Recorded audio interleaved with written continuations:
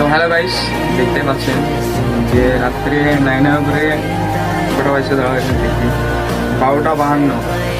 এখন আমরা যাই হোক, কি মনে হলো আমার যে যা একটু তোমাদেরকে আমাদের কাহিনীটা একটু শোনাবো ভাবছি। তো শোনার জন্য এলাম। তো সবাই তো তোমাদেরকে সফলতার কথাই বলে, আজ না হলে আমাদের দুঃখর কথাই শোনাবো গাইস। তো শুনো আমার কথাটা, আমি কি বলি তোমাদেরকে। আমার জীবনের মতো যদি তোমাদের কাউরে হয়ে থাকে তোমরা কমেন্টে বলে দিতে পারবো আমাকে, বলবো আমরা শুনবো। মানুষের খুব দুঃখ লাগে, বলবো তোমাদেরকে।